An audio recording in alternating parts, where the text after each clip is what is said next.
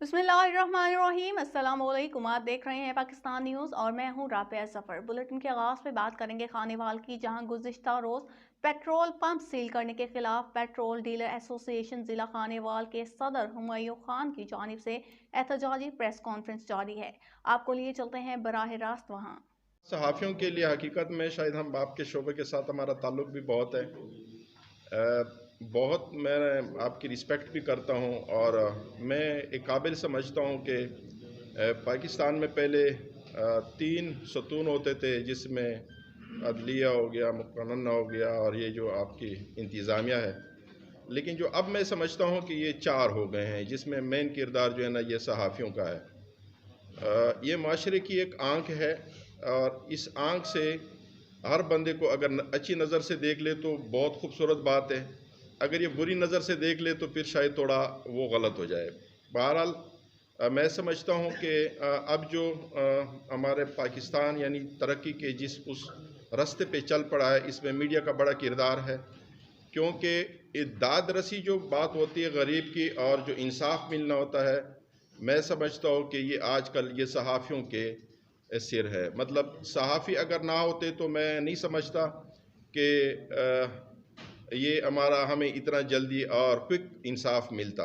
अभी तो कोई बात होती है ना तो फ़ौरन जो है ना वो हाईलाइट हो जाता है और वो वहाँ पे इंतज़ामिया और जो भी कंसर्न डिपार्टमेंट होते हैं वो पहुँच जाते हैं और उस बंदे का मसला, वो गरीब जो होता है ना, जिसकी पहले अप्रोच नहीं होती थी, वहाँ तक पहुँच जाते हैं। और आज जो मैं समझता हूँ जो हमने प्रेस कॉन्फ्रेंस बुलाई है, वो भी हम अपनी जो हमारी दाद रसी है, जो हमारी आवाज़ है, वो हम ये चाहते हैं कि भाई वो गवर्नमेंट ऑफ पाकिस्तान तक आप ही के ज़रिए जो है ना वो पहुँच जाए।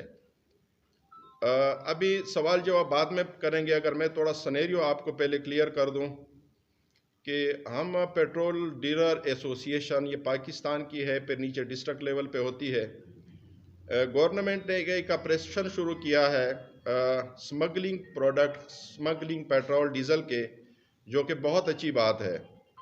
ये बहुत पहले होना चाहिए, लेकिन ये हो नहीं रहा था। मतलब हमारी जो कोशिश थी, जो आवाज़ थी, जो हमारे फोरम्स थे, उस पे हमने बहुत कोशिश की है, लेकिन कोई बात हमारी नहीं सुनी गई। बस ये एक तो अल्लाह की मेहरबानी है कि शायद इस अब जो ये अमल है वो इतना ज़्यादा हो गया था कि शायद जो OMCs है, ऑयल मार्केटिंग कंपनीज़ है, उन्होंने कहा था कि फिर हमें बाहर से मंगवाने की ज़रूरत नहीं है, फिर आप ही मतलब ये मुल्क चला लें।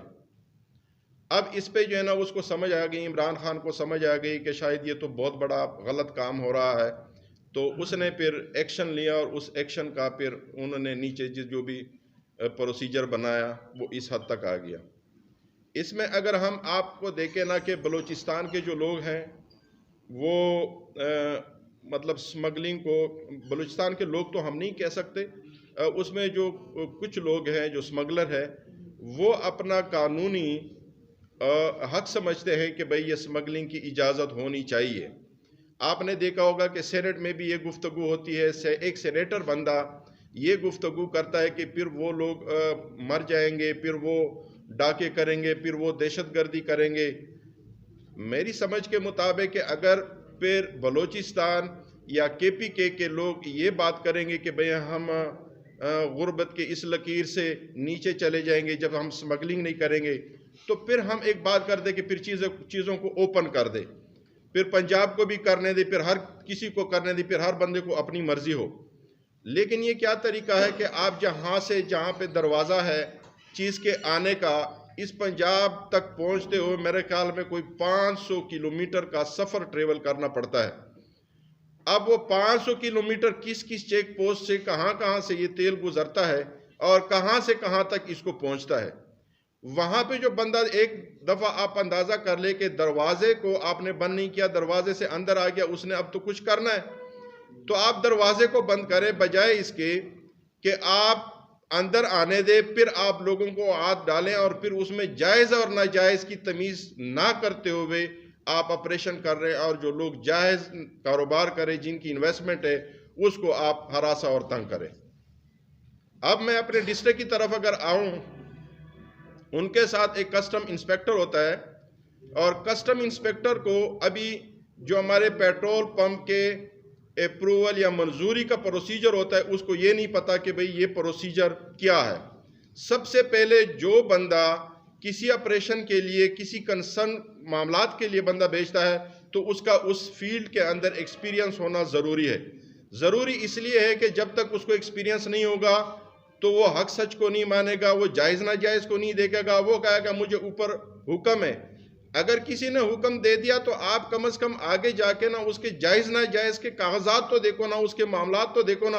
अब अगर आप इस बात पे बज़िद हो जाए कि नहीं मैंने तो ये करना है, मुझे तो हुक्म है, अब हमें ये आप बताएं ना कि हमारे पास क्या तरीका है कि उस जो हमारे साथ ज्यादती हो रही है उसको, क्योंकि वो गवर्नमेंट है, वो पावर में, वो ताकतवर है, वो सब कुछ कर सकता है।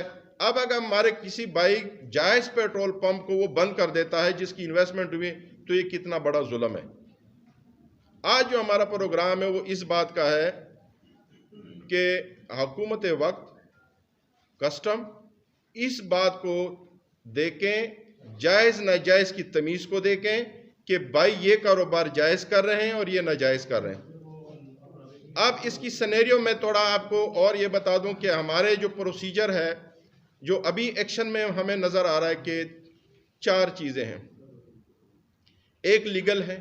लीगल हम उसको कहेंगे कि वो पूरा प्रोसेस करके उसको फॉर्म के मिला, और फॉर्म के मिलने के बाद उसको एक लाइसेंस मिलता है, वो सेल करता है। ये फॉर्म के फॉर्म उस वक्त बनता है जब तमाम एनओसी कंप्लीट करके एक्सप्लोसिव डिपार्टमेंट आपको एक लाइसेंस दे देता है कि अब आपको यहां पे तेल बेचने की इजाजत है। अब एक बंदा 70 साल पहले उसका पंप लगा है, उसके पास डीसी एनओसी जो कंसर्न है, वो बंदा मर गया, उसे अगला मर गया, जो भी है, डिपार्टमेंट चेंज होते गए, प्रोविंशियल से एनएचए में चले गए, कोई डिस्ट्रिक्ट गवर्नमेंट में चले गए, कोई इस किस्म के। हमने उसे कहा कि आप फॉर्म के की तलब करें, फॉर्म के को आप तलब करें। कंसर्न एनओसी फॉर्म के बगैर एनओसी के नहीं बन सकता। किसी भी पेट्रोल पंप का, किसी भी एजेंसी का फॉर्म के नहीं बन सकता। लेकिन वो बंदे फिर भी बज़िद थे कि नहीं हम ऐसे नहीं करेंगे, मतलब हमारी जो है ना आप एनओसी भी लें। हमने कहा चलो एनओसी भी दे दें, जो डीसी का एनओसी होता है। उसके ओरिजिनल इसकी फीस होती है वो कंपनी पे करती है। कंपनी फ्रेंचाइज की मद में हमसे invoice to invoice, litre to litre वो ले रहे हैं। अब ये जो बात है ना कि मतलब एक तो वो हम पे नहीं करते, वो हम उसके थ्रू पे कर रही, इसकी जो जितनी भी मतलब पैसे हैं वो कंपनी पे कर रही है।